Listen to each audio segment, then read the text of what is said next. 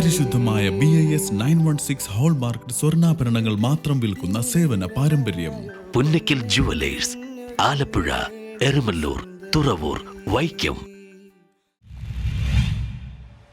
34ാമത് senior wushu championship പള്ളുരുത്തിയിൽ നടന്നു. 34ാമത് സീനിയർ വുഷു ചാമ്പ്യൻഷിപ്പ് തിങ്കളാഴ്ച പള്ളുരുത്തിയിൽ നടന്നു. ഡോക്ടർ ജേക്കബ് ഉദ്ഘാടനം നിർവഹിച്ചു. നഗരസഭാ standing committee chairman TK Ashraf അധ്യക്ഷത വഹിച്ചു.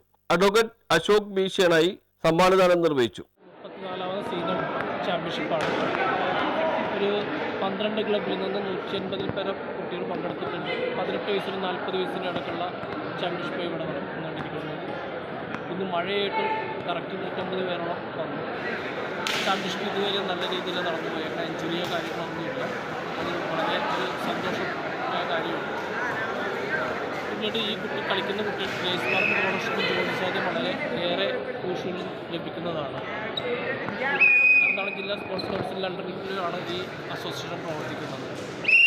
ഈ അസോസിയേഷൻ ഉണ്ടെങ്കിൽ 14 ജില്ലയിലും ഈ അസോസിയേഷൻ പ്രവർത്തിക്കുന്നുണ്ട്. ഈ വരുന്ന 2-ാം തീയതി 3-ാം തീയതി തൃശ്ശൂർ ഇൻഡോർ സ്റ്റേഡിയത്തിൽ ചെയ്ത സ്റ്റേജ് നടക്കുന്നു. വളരെ നല്ല രീതിയിലുള്ള പ്രവർത്തനങ്ങൾ.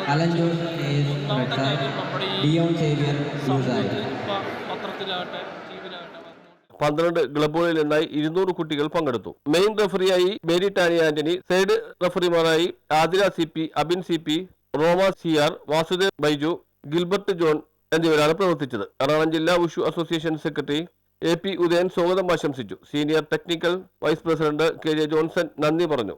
News bureau, Palluruthy.